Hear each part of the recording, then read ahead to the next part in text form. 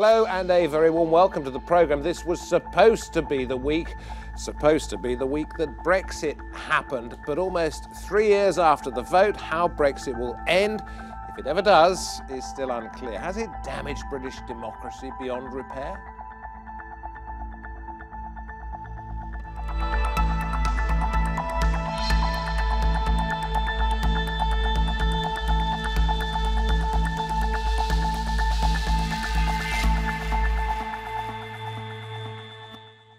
You're watching Roundtable with me, David Foster. In or out, the questions seem pretty simple, but since Brexit was handed over to the politicians, the process has been far from straightforward. And after 3 years of chaotic, bitter debate in Parliament, it appears many voters have had enough.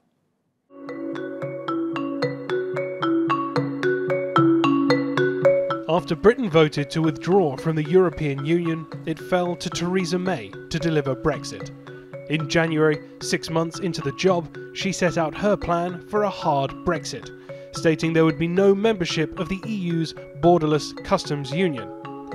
On the 29th of March, May triggered the all-important Article 50, formally kick-starting a 2-year countdown to the UK's exit. 2 years to agree a divorce with the EU or crash out. That June, she called a snap election to increase her authority in Parliament, but she lost her majority and had to make a deal with Northern Irish party, the DUP. Over the following months, May argued with her own ministers over the way forward, and Brexit lieutenants came and went. But last November, finally, a deal the EU could agree on. The hard bit has been getting Parliament to agree. In January, May suffered a record-breaking defeat as her bill was rejected by MPs from most parties, including her own.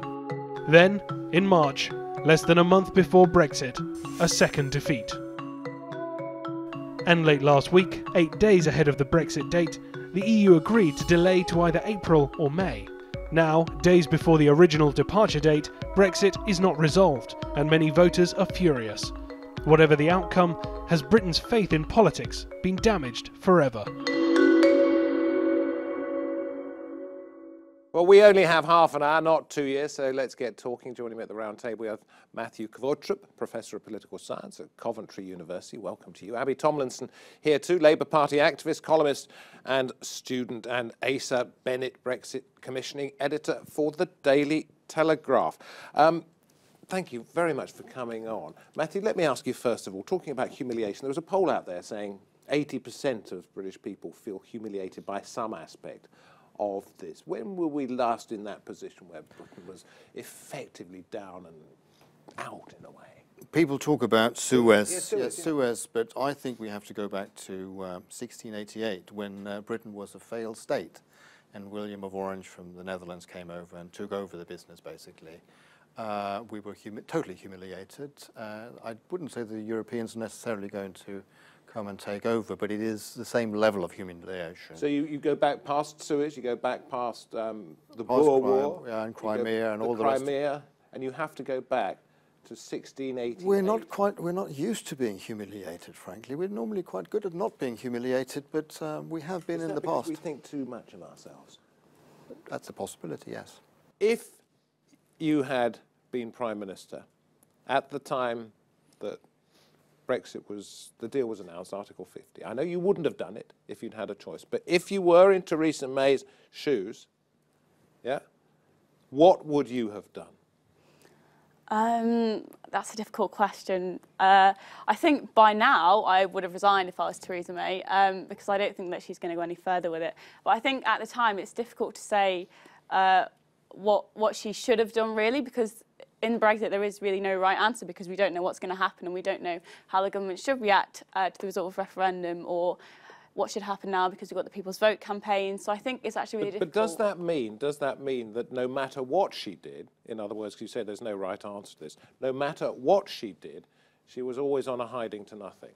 Yeah, I think that even though I'm not a big fan of Theresa May, I don't think she could have done a lot of things right. I think whatever she had done, she would have been under a lot of pressure, under a lot of criticism, and I don't think she would have made a good job of it either way, because I think it would have been difficult for anyone to make a good job of it. Okay, so nobody could have done a better job? No, I think there are maybe a lot of people that could have done a better job. I think she has really messed it up. And let me push you again. What would they have done? How would they have achieved a better job in a way that she hasn't? I think particularly the way she's handled MPs and Parliament has been not particularly admirable. Like her speech last week, where she kind of pitted herself and the people against MPs, was a big mistake. And I think that sort of helps to get rid of the trust in politicians. When the Prime Minister herself is saying, these politicians are stopping Brexit, I'm with you, I think that's really dangerous language to use. And I think a Prime Minister that would have been good would have been able to sort of maybe unite MPs more and unite Parliament more, and that would have united the country more, but she's just divided it even more. I disagree slightly on that, though, with the speech, because many voters would actually agree with her about MPs holding things up. Certainly the Prime Minister was unwise to say it with such blunt force, because of course she's now in a system where you have to have MPs agree with you. Yes, we can question why on earth we are now in a system that requires appeasing and placating MPs rather than answering the original will of the people, as it were, as expressed in June 2016. Well, you know why she has to appease her MPs? Because she unwisely called an election in which she expected to increase a majority, and it actually went down. So she is now a hostage to the way that the MPs feel. And to insult them was, well, extraordinary, really, wasn't it? Well, I think before? Well, to insult them, not in this way, no. Or when we try to insult you bite the hand that feeds you, because you are Prime Minister because of Parliament. Or majority in Parliament. I think if we just come back to the original question, it is always a good idea to have a plan before you move ahead. You could have, in one way, you could have delayed activating Article 50 for a considerable period of time. You could also we should state that is the mechanism by which Parliament says there's a countdown to when we are actually going to leave the European Union, and that deadline was March the 29th, which happens to be the end of next week. And I think it's interesting, a momentous decision. This week? Yes. It should have been, yes. It should have been, yes, literally 2 years ago. Yeah. I was in Denmark last week, and when people were quite sort of puzzled, I said, well, you always used to be our friends. And I said, well, you still will buy your bacon, it's just be slightly more expensive and so on. But they said, well, it's interesting, why did she not reach out? I mean, obviously they must have had behind the scenes. And they said, one of the things that a journalist over there said, in Scandinavian language, they have a word called forlig, F-O-R-L-I-G, if you want to look it up, which means it's a deal that you cut with your opponents that you absolutely hate. They absolutely hate it, but you have to get on with it. And they were asking me, what is the English word for that? And I said, well, we have consensus. And they said, no, it's consensus. It's sort of like you can sort of live with it. But we don't have the equivalent word of folie, where we have a thing that we actually go in and we say, well, okay, we need to solve that. And we used to have a situation in this country, we would have governments of national unity where you come to some sort of modus vivendi and you try to do that. And I think that's what she hasn't done. And I think I would have tried to figure out what can I possibly get through with the opposition and what can be a national compromise. And I think national compromise, or national folie, now I'll introduce that word in English, is what we've been looking for. Abbey, I don't know how much faith you had in politicians before all of this, but you're very interested in politics. Has it gone down? I think, for me personally, I would say no, but I think it is because I'm so engaged that the faith hasn't gone down. I know a lot of people I know who aren't as engaged. They've lost trust in politicians now. I think it's just the way that it appears as though they're acting sort of their own accord when people see MPs as elected representatives, so they should act how their constituents want them to act. But of course, that's not always the case. They act with their own conviction. And I think for a lot of people, that's difficult to handle because they think they're working for me. They should be doing what I tell them to do. But for me, I think MPs should be able to act their own personal conviction because we've trusted them with this. Why not let them get on with it? What is there to trust about the politicians that have handled this? Any of them? I think particularly for those who voted Remain, the politicians that seem to be standing up for, the 48% of people that voted for Remain are sort of very admirable because they feel as though their cause is not lost. They do have people in Parliament that are standing up for them. But their cause was properly lost the day the British people voted 52 to 48 to leave the European Union, wasn't it? Yeah, well, it was lost. But Should have been. It should have been, but I think there are there are obviously some problems with, like, a lot of my friends were 17 at the time of the referendum. They couldn't vote, and there was 16 to 17-year-olds been allowed to vote. Remain would have got a higher percentage potentially, which is quite an interesting argument to have. But I think it's this idea that obviously young people vote Remain, so it's this idea that you feel like you've had your future taken away from you from people older than you, which is not a particularly nice feeling, even though it was democratic. People kind of still feel shortchanged by democracy in this way. But is there not, and this is for anybody here, is there not a real danger, has there not been over the last 2 years, in exaggerating the importance of this? Your future, you say, taken away from you. Whereas, in fact, you will still wake up the morning after we leave the European Union. You will still be able to smell the coffee. You will still be able to walk your dog if you have one. And you will still be able to go on holiday to France if you want to by paying something like 50p a year, if they charge it. Is there a danger that this, Asa, this is for you, and the media comes into this as well, is there a danger that we have been led to believe that this is Armageddon when in fact it is the world ending with a whimper and not with a bang? Well, on the idea of young people fearing that their future has been taken away from them, I would personally be deeply wary of that sort of rhetoric because, of course, you know, how are older voters meant to feel about this? They would argue that they were trying to, you know, get the better future for the country and for future generations, because then they could say they'd want a more prosperous country with that. And, you know, they would obviously remember very much, you know, as much as the Remain campaign, I think, in the referendum had this whole, like, inter-Raylan voting, trying to be down with the youth. Obviously, you know, you could still vote in without the G, wasn't it? Exactly. Yes. Exactly. So, you know, we mustn't gloss over that their very gauche, you know, weird attempts to try and appeal, when obviously that, you know, both sides in their way were trying to argue for the better future, leave one. And so actually there's an interesting debate to be had on how the Remainers reacted to this, in that with the so-called People's Vote campaign, basically saying we just want a referendum, that's it. They would trash it. It's been interesting, those supporters for it, they've trashed all the soft Brexit options. You know, Norway, oh, it's vassal state rubbish, you know, sort of anything else, awful, you know. And so therefore it seems that you either have Theresa May's deal, a harder version of Theresa May's deal, or sort of a referendum and revoking and all that. So they've, in a sense, really narrowed the field of dialogue and debate you can have over the possible options. Because there are many Tories who would like a Norway option, for example. They could have appealed, but they did not. Do answer the question.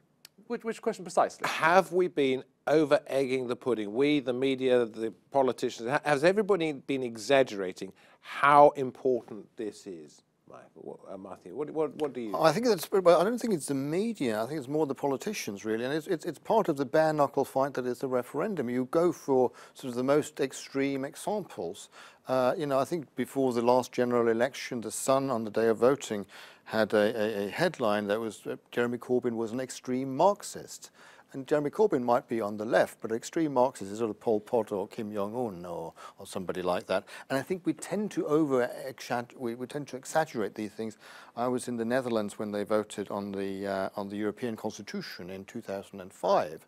And there was a poster which they did withdraw, which said if we don't vote for the European Constitution, we will get the concentration camps back and the Germans will rise again. And that didn't really happen, and then they just got a fudge. So I think sometimes in politics we tend to go for the sort of extreme arguments. Yeah. But I think the people themselves know that it's not quite that. But do they? This is it, because not everybody follows these things. And if you suddenly hear somebody saying the end of the world is coming, well, let's go back to H.G. Wells and that broadcast in the 1930s. In which, you know, people were so alarmed by what they heard about it, some people actually took their own lives. People fled for the hills. And it was a hoax, it was a joke, supposedly, but people will believe what they're told. And this is the danger, isn't it, here? I think also people can think for themselves. I think we've given people responsibility, and I think if we give people responsibility, they do become responsible. I think if you take responsibility away from people, they become irresponsible. And I think there is an element of people have become responsible. I think if you look at it in a different way, you talk about distrust in politicians.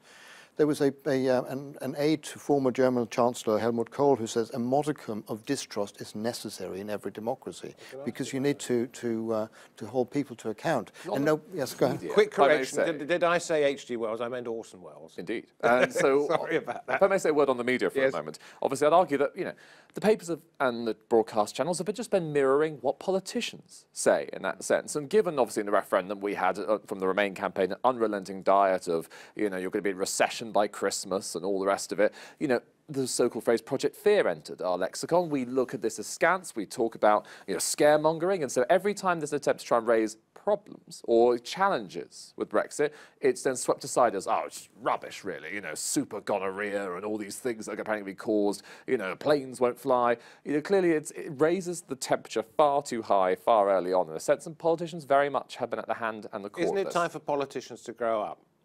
One could well argue that, yes. But the trouble is they've lost sight of what they're really fighting for in that sense. You know, the Remain campaign did not make a positive side, you know, and even now, both sides are saying, no, the other lot are wanting to, you know, condemn you into penury and sort of, you know, being paupers for the rest of the generation. So you could well, but it's easier said than done. This is the shame.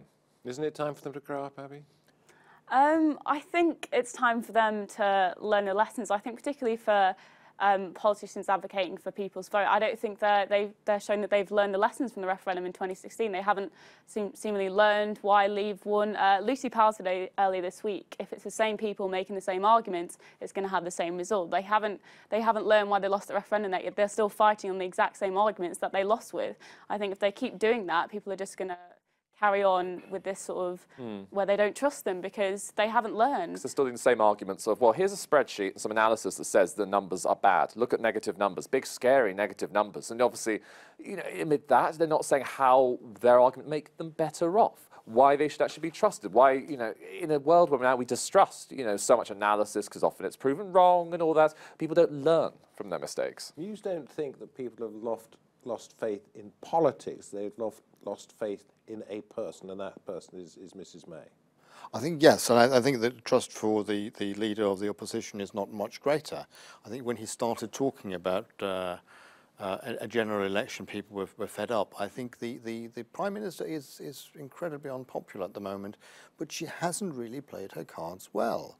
And she's been dealt a very difficult hand, admittedly. So I think people might show distrust in politicians, but I don't think that is a bad thing, really. If we go back to 1945, there was a poll where people were asked what they thought about the politicians, and they were saying, well, these are selfish, they are party political, and that was Clement Attlee and Winston Churchill, and they got sort of lower than 50% approval rating, because people thought then that they were selfish, party political animals who were just in it for themselves. So even when we had arguably the best politicians in the world, they were still distrusted.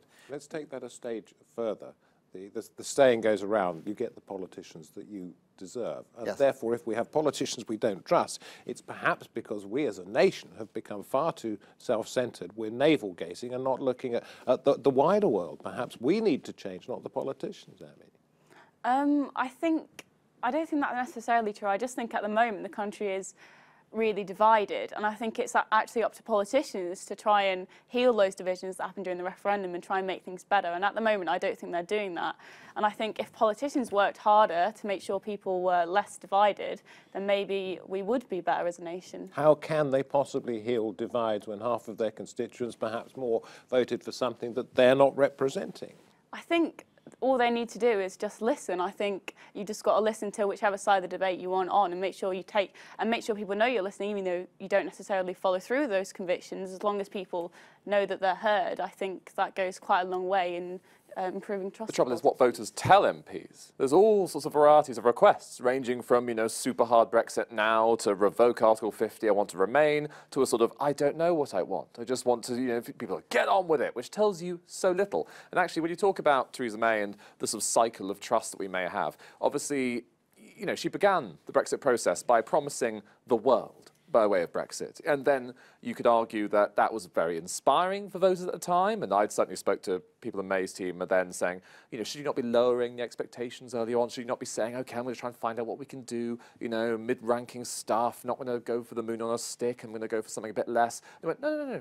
Well, why would we lower our sights? You know, we want to go for something that's inspiring. And so, fine, whoop-de-doo. But the trouble is, afterwards, every compromise suddenly came as disappointment. Delay. Apart from the fact that David Cameron handed Theresa May a poisoned chalice, Yes. The biggest mistake I personally think has been made is that you didn't start from a strong negotiating position. What would Maggie have done?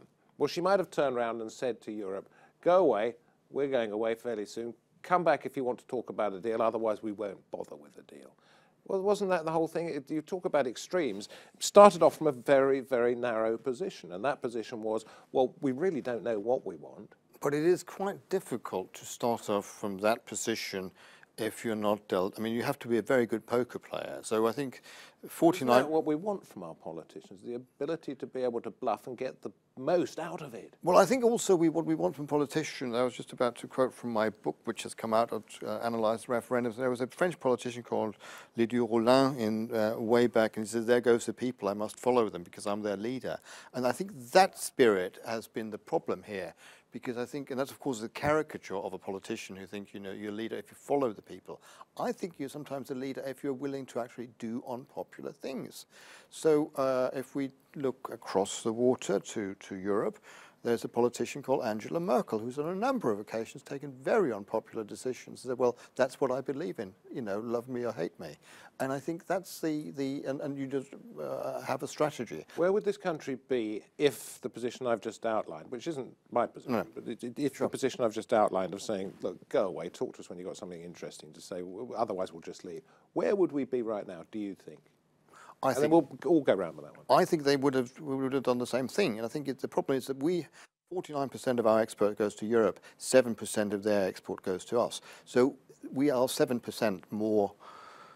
We have we have you know, 7 times as bad a position as they are in. So I think and I can only speak for Germany, which is a country I follow in some detail, and there they say, well, you know, we would take a hit if the Brits were to leave, but it's what is most important is that we maintain the single market. So I think they would be able to bluff us out and say, okay, leave then. But that is the sort of position that we find ourselves in, isn't it? That we want cake and we want to give away our cake, but we want to eat it still.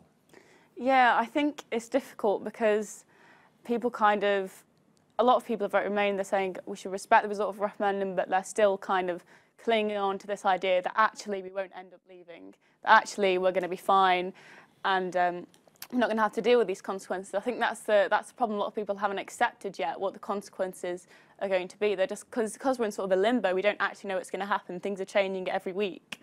I think it's really difficult to know what anyone wants to happen because we have no idea what could happen or what's going to happen. So I asked you at the beginning of the programme, what would you have done if you'd been in Theresa May's position? I'm going to ask you now, whether it's Theresa May or somebody else, what would you do now, given the mess that we are in? And we're looking to you as a voice of youth. I know you didn't want to leave the European Union, but what would you do now if you were in her position, or whoever else may end up in 10 Downing Street's position? I think it's just a really difficult thing to say because there's just so many different arguments, and it's like, which ones do you listen to? Which ones do you sort of give time to? I think the votes on different outcomes, I probably would have done that. I'm not sure. I think potentially, I don't think anyone wants another general election, but I think it could potentially be helpful if you're a Prime Minister to sort of have that mandate if you thought you were going to win. But of course, Theresa May probably doesn't think she's going to win. I don't think I would call a second referendum because I think that would just increase the divide in the country. I think it's really difficult to know what to do because, like I said, we don't know what's going to happen. Do pass your book over Yes. here, Matthew, and we'll have a look at it. We'll talk about some of the points in it as we go to Asa to sort of help us wind up. It's The Referendum and Other Essays on Constitutional Politics by Matthew Qvortrup. There's a plug for you. What do you think she should do now?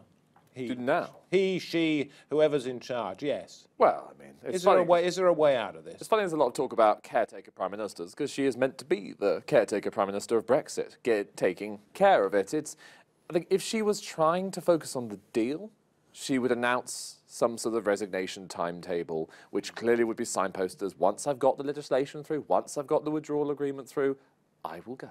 We can have the Tory leadership contest can happen. You can all elect someone you're delighted with to lead the future. Trouble is also that she knows she is dealing with the most meretricious and, you know, choosy sorts in the Tory colleagues who might say, well, how about you go right now? How about you just like hand over the reins? Just, you know, they will go back on their word potentially. So there's distrust in the Tory party as well. It just, there is no... Your newspaper, for those viewers out there who don't read the Daily Telegraph on a daily basis, has always been and will always be a Tory supporting newspaper. But are we seeing now, because this was called by David Cameron to unite the Tory party, a party, will probably end on this, a party that is now so much more divided than it was before that it is in danger of fracturing? Well, I think they are still in the same tent, but they obviously are two separate parties in that tent for the moment. They look at Labour and they see how people like Anna Soubry have gone after the independence group. And, you know, they're not exactly motoring along right now. They're sort of, so they're going to sit tight in that sense. As, you know, Lyndon B. Johnson would have said, you know, they're inside the tent. Yes, yeah, we know where that I know goes. where you're going, yes. Inside the tent doing something that you wouldn't want to do unless Yes. you could do it in that direction. Exactly. Yes. So you don't think the Tory party's busted flush because of this? Well, currently, it's survived, for many, many decades. It's very good at surviving at the end of the day. Sort of, you know, they're going to have to come back together at some point. Clearly, there's going to be an ability for people like Steve Baker and sort of Amber Rudd to perhaps make clear that where they disagree on the manifesto, they're going to be much more loose an arrangement. OK. I think the description has always been the Tory party as a broad church. Thank you very much indeed, all of you, for coming in and talking about this. It is a broad church with an awful lot of parishioners that appear to disagree. Thank you to my guests. We do not know where we're going, whether in fact we're going to have another 5, 10, 15 or 20 roundtables on Brexit, but we trust whatever we do, you will be there with us. Thank you for watching. From me, David Foster. Goodbye for now. Thanks.